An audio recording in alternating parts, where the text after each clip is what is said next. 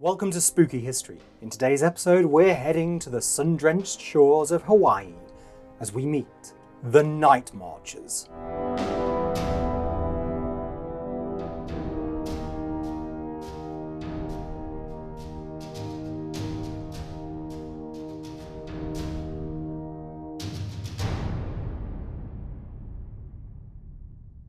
Think you could fight an ancient warrior with your kitchen utensils?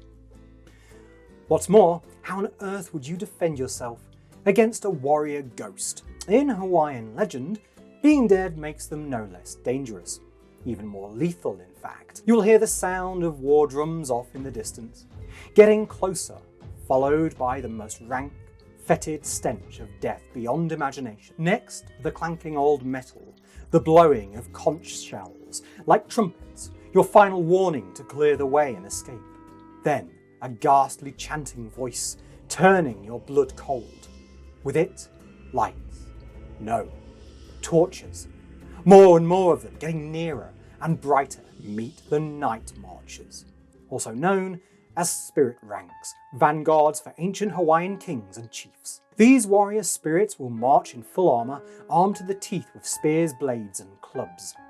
Rise from their graves and burial sites, be it land or sea during moonless nights or on specific dates, such as nights of Kanaloa, and when homage is paid to the Hawaiian gods Lono, Kane or Ku. This is why they are also known as Pokane, Po meaning night, and Kane meaning no moon. All night they will march en masse in procession to sacred sites and old battlegrounds and where their mortal bodies fell.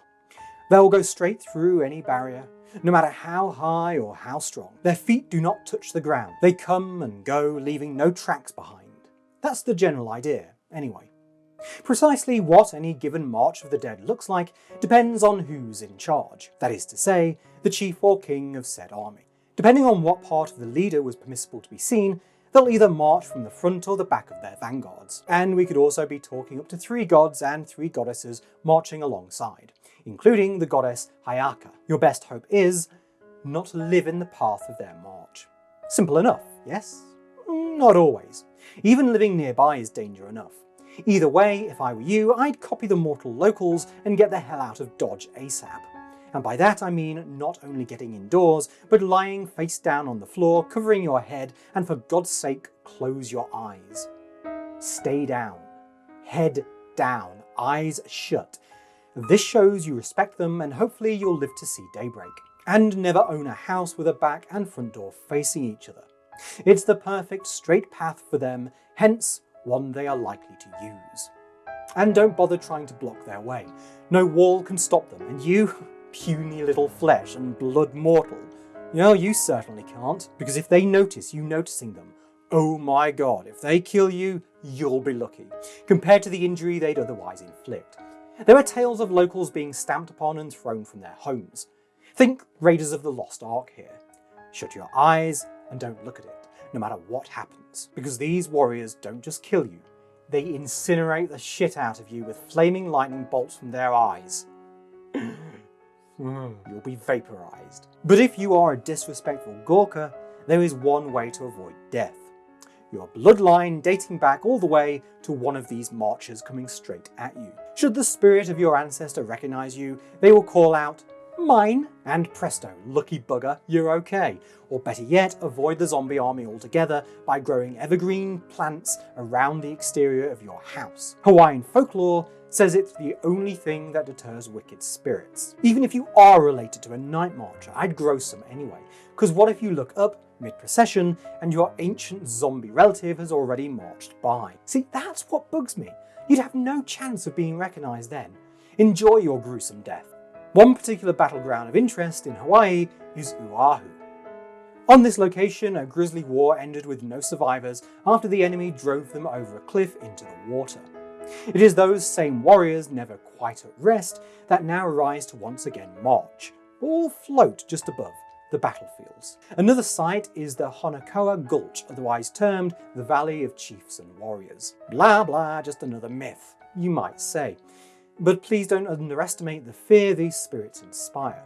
Whether or not the night marchers definitely exist, rest assured the tales of terrifying encounters are very real. as is the genuine fear held by the Hawaiian locals. To this day, some houses are very deliberately built with no back doors, and many of the locals report strange lights they cannot explain moving across ancient trails. Death and history is everywhere, and wherever you walk, blood was once spilled. The night marchers know that, so keep the hell out of the way, lest the next blood be yours. You can hear them coming, just like pans crackling, and you can hear like chains dragging. I hope you enjoyed that episode of Spooky History. You can find us on Instagram, Twitter and Facebook at Spooky Hist Show. If you want to support us with one-off donations, you can do by going to paypal.me/noisyghost.end. If you have any suggestions for future episodes, just leave them in the comments. Thanks for watching, and please do have nightmares. One particular battleground of interest in Hawaii is Oahu. Under the rule of King Kamehameha, King Kamehameha,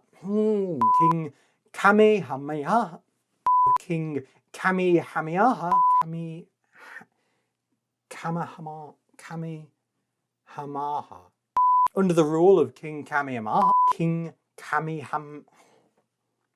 yeah, we're just going to cut that bit out.